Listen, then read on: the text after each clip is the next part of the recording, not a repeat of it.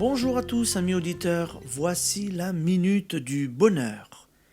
Et aujourd'hui, et la santé? Nous n'avons pas encore parlé de la santé.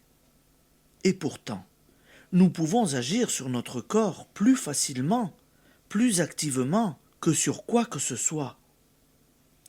Nous le faisons tous les jours, nous ne faisons que cela, mais malheureusement, au lieu de travailler à nous bien porter, nous confectionnons, comme à la main, les maladies, les fatigues, la vieillesse. Quel est celui d'entre nous qui, dès le début de l'hiver, n'attend pas un bon rhume et n'accueille pas comme une vieille connaissance le premier éternuement?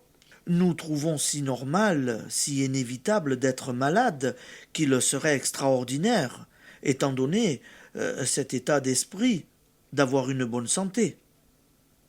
La loi est la loi. Nous affirmons la propriété de nos maux. Nous disons mes rhumatismes, ma colibacillose, comme une nouvelle riche dit mes perles. On jurerait que nous les redoutons qu'on nous les dispute.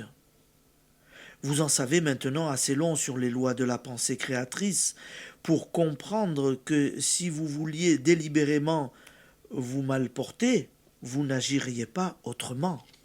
Toutes nos maladies proviennent d'un état mental.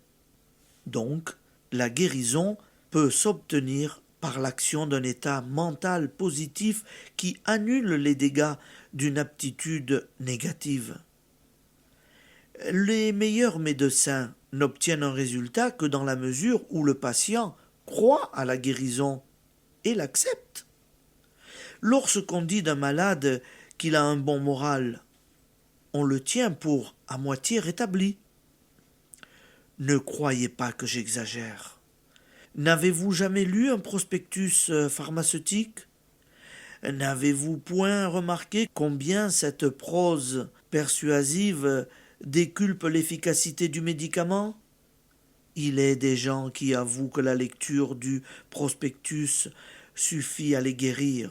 Au bout de 2 jours de traitement, ils remisent les pilules dans un tiroir, et leur vertu n'en est pas moins efficace. Tels sont les miracles de guérison par application de la pensée créatrice que nous voyons journellement se réaliser sous nos yeux. Pour vous parler de la santé, j'ai attendu que vous soyez bien au fait des données essentielles des lois de la pensée et que la pratique vous ait déjà mis en contact avec la force qui est en vous. Et maintenant, à l'œuvre. Application. N'acceptez pas l'idée de la maladie, rejetez-la, ainsi que vous avez appris à rejeter toute pensée négative. Et affirmez la santé.